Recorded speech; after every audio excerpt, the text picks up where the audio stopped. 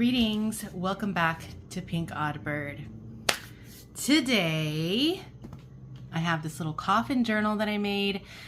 This is a little project that I picked up, or actually I'm going to say I started it 2 years ago when these little terrariums were first released at Michael's, and I got busy, so I had to put this project to the side. So I picked it back up recently and I was able to get it finished. These coffins were actually from the first iteration of when Michael's released these. I was looking online and I actually saw them in person recently as well. But the newer ones, they actually have little chains that go from here to here on the door. This one doesn't have that, but I kind of like it that way better personally, because for me, I never intended to use this as a terrarium. I bought this one and a little bit bigger one. But I think that this project actually turned out exactly like I wanted it to. I had a lot of restrictions with making this book, particularly because of the size. I wanted to be sure that the door would stay closed on its own, and because of that, I couldn't fill it up with too much ephemera. So this one is going to be more of a writer's type journal. Also on the coffin, I was going to remove this sticker. It was on the side, but I left it on here just in case, as kind of like a little disclaimer. It's just advising that that this is glass and you need to handle it with 2 hands. And I also didn't want this book to be too heavy because I don't know how durable this glass is. So I would just say, like, if you end up buying this, just to be very careful, very mindful, very demure when you're handling this one, because you don't want it to break. That would be the last thing that you want. So disclaimer here in the video, I will put a disclaimer in the listing, and then there's also a disclaimer here to remember that this is glass and it could break, so to be very, very ginger. So so without further ado, let's go ahead and get started. So as you can see, this book is a coffin-shaped book. I made my first one of these, I want to say about 5 years ago now, maybe a little over 5 years ago. And the other one that I made was much, much bigger, but I didn't have this obviously 5 years ago.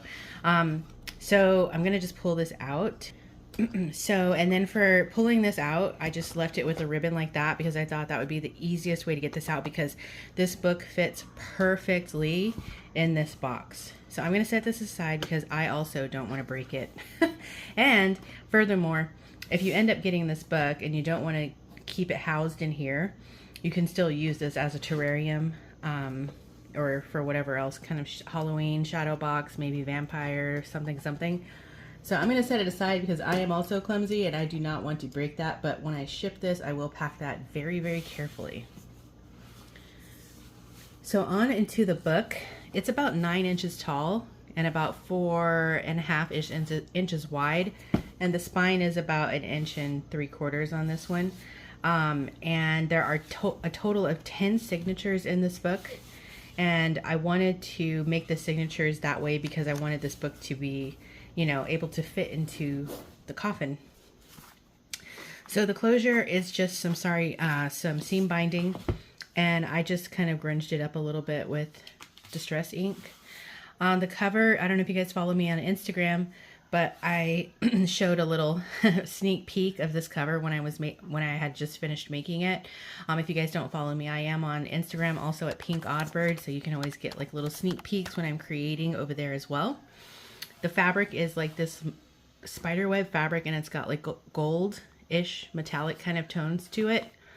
And then on the cover, I just wanted to have this bat wing. It was something very simple and to the point. It's going to be kind of vampire themed, but like I said, not heavily vampire themed because I can't really add too much to this book as far as giving it a complete visual. So this is going to be really, like I said, more of a writer's journal.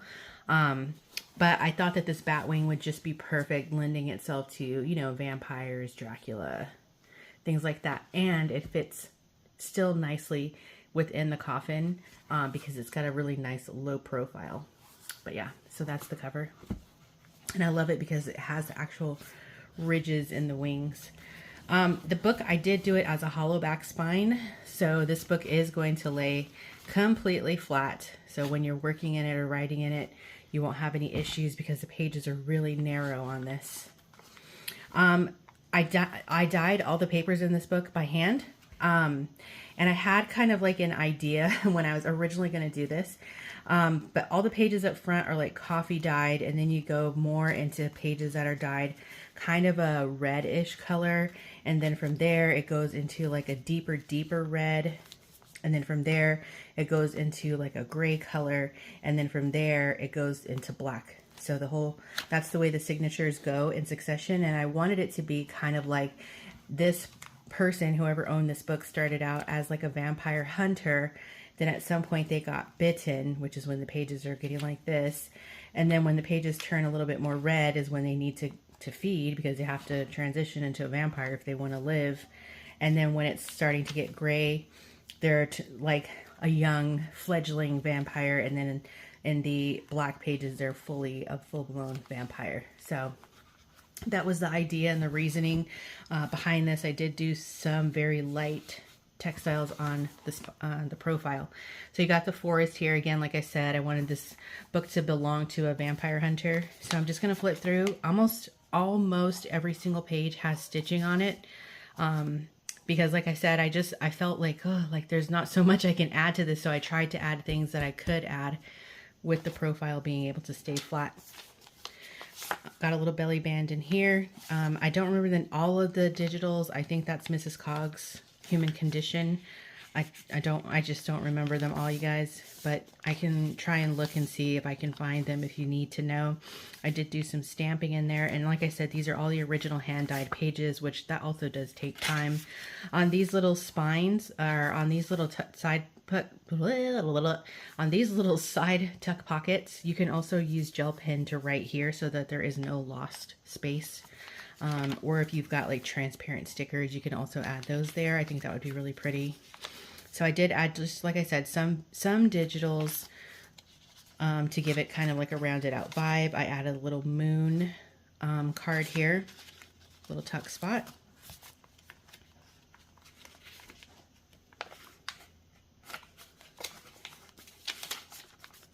I like this page. I got this idea from Jibbid. It's where I originally saw it from, and I always like to, call back to people when I'm inspired by them. So this is really cool. And I like the way it feels, but you can use that kind of like lined pages in your book.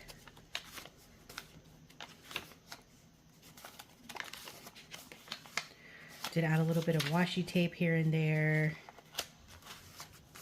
Some belly band so you can tuck some things in throughout, just not a lot. You might have to make some sacrifices. Some scrapbook paper you can glue stuff on. Not a lot though. I got the little wolf man in here, and then this is like a map of Transylvania. Now we're getting into when he got bitten. So I really like this because it's kind of like, blood. And it just kind of like the way that the pages dyed kind of gives it that really like that effect of like dripping blood or transforming, mutating human to vampire blood. Really cool book pages in here. The hermit card to do some stamping.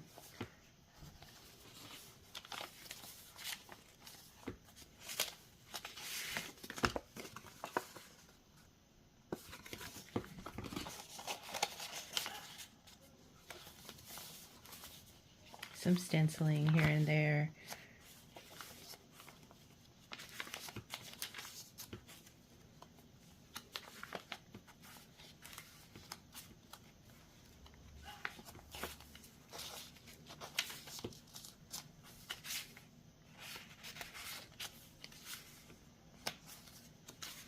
This is from Priscilla released the craft in digital here.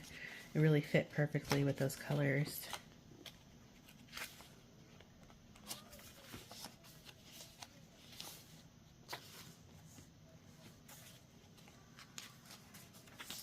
And then I added in this This is from 1923, so it is technically officially antique now. It's over 100 years old. But it's this really cool prescription, and it had this hole in there already, which I thought was kind of cool. So you guys know I always like to try to add something vintage into my books, or, well, in this case, vintage or antique.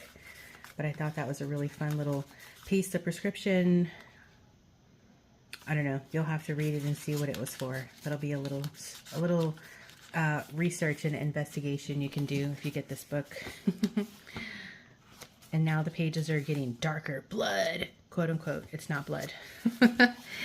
This is a little person here. And I kind of was tripping out on when I got to here, because I'm like, man, I dyed these pages like almost the exact same color as this scrapbook paper. It's like almost identical. Some stamping, a little scroll there.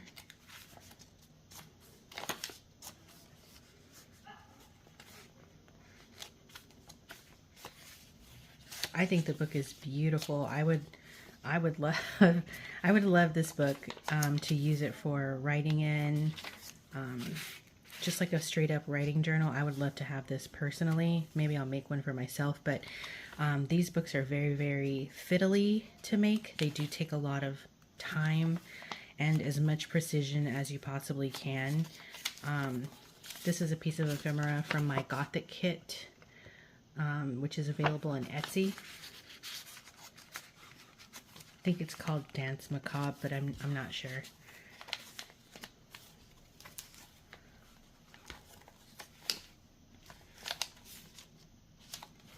I like how this page still has some traces of that red blood.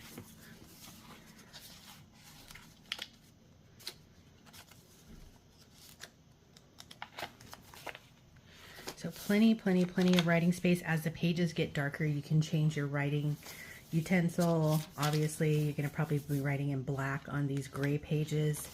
And then once you get back here to the black pages, you're going to be using a gel pen, which is going to look lovely, lovely, lovely.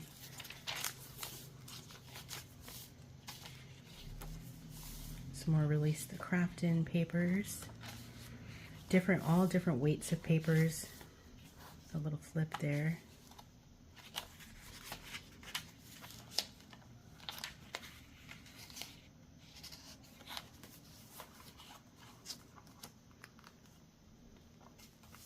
This would also be kind of fun to use maybe as a guest book if you got some kind of event coming up.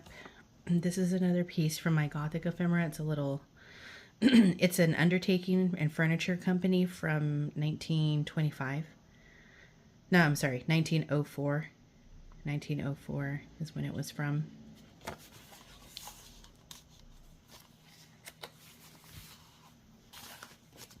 Got a big fabric pocket here. I didn't add anything in there just to save space for you. I like this little book page. It's from Frankenstein, I think. Frankenstein. Here's another piece of some true. Let's see if this is antique. This is, it feels antique.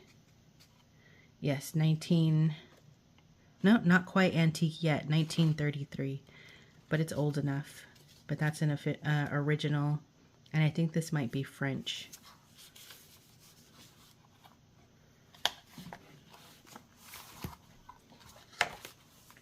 Got the heart in the back.